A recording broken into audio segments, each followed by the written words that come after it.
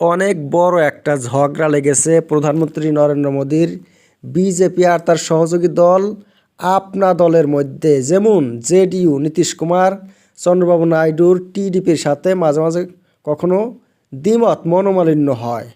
যে দলগুলো মোদীকে সাথ দিয়ে প্রধানমন্ত্রী বানিয়েছে, দিল্লিতে সরকার গঠন করেছে, সেই দলগুলো যদি বিজেপির বিরুদ্ধে, মোদীর বিরুদ্ধে কিছু বলে, সেইটা কিন্তু মানুষের টেনশনের সৃষ্টি করে দেয়।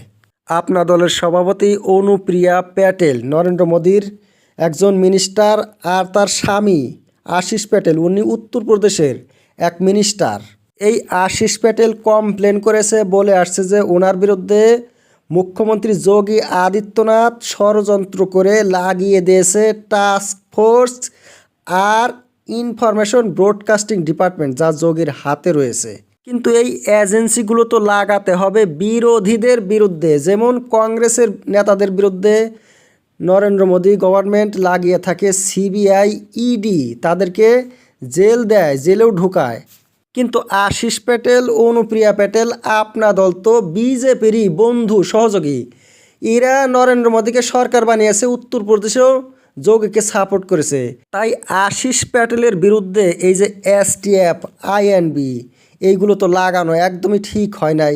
নিজেদের দলের লোক যদি চুরিও করে তাও বাঁচাতে হবে, যদি র্যাপও করে তাও বাঁচাতে হবে। এই যেমন নরেন্দ্র মোদী হিমন্ত বিশ্ব শর্মাকে অ্যারেস্ট করছে না, হিমন্ত বিশ্ব শর্মার বিরুদ্ধে কত কেস রয়েছে। রেলমন্ত্রী রাজেন গোহাই, ওনার বিরুদ্ধে র্যাপ কেস ছিল, তাও মোদী ওনাকে অ্যারেস্ট করে নাই। আরও অনেক নেতা আছে, তাদেরকে বাঁচিয়েছে প্রধানমন্ত্রী নরেন্দ্র মোদী। সেই কথাগুলো তো যোগীর চিন্তা করতে হয়। এই আশিস প্যাটেল যোগীর একজন সহযোগী, তার বিরুদ্ধে এই ষড়যন্ত্র করা বা এই এজেন্সিগুলো লাগানো একদমই অসহ্যকর ঘটনা। আপন পর দেখতে হবে।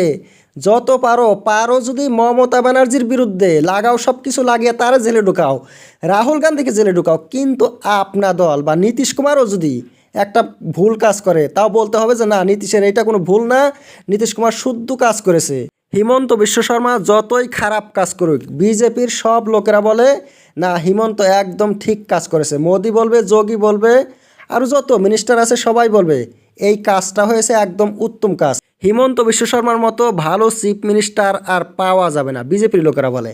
আবার কংগ্রেস কি বলে, হিমন্তর মতো জঘন্য লোক নাই। কংগ্রেসের সবাই কিন্তু এই কথাটা বলবে, কারণ বিরোধী এই কথাগুলো চিন্তা করতে হবে। এইটা হয়েছে পলিটিক্স। কিন্তু এই নীতিশ কুমার নরেন্দ্র মোদীর সাথে থেকেও, নরেন্দ্র মোদীকে সাপোর্ট করেও হিমন্তর বিরোধিতা করে। এই চন্দ্রবাবু নাইডুও মাঝে মাঝে উল্টাপাল্টা কথা বলে।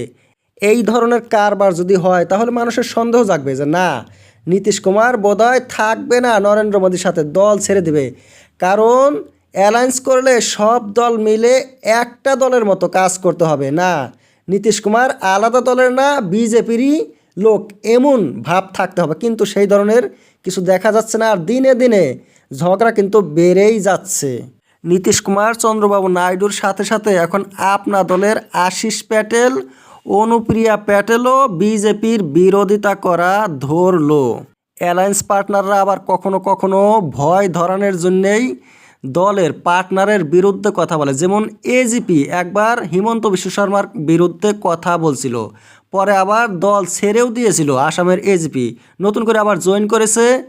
আর নীতিশ কুমারের খবর তো জানেনি, যদি কোনো সময় ঝগড়া লাগলো মানুষের সন্দেহটা বেড়ে যায়। কারণ নীতিশ ঝগড়া করে করে দল ছেড়ে দিয়েছে, দুইবার কংগ্রেস ছেড়েছে, দুইবার বিজেপি ছেড়েছে। কিন্তু এইবার বলছে যে না, আমি মোদিকে ছাড়বো না। দুইবার আমার ভুল হয়েছিল, দুইবার এপাশ ওপাশ গিয়েছি, কিন্তু আর ছাড়বো না।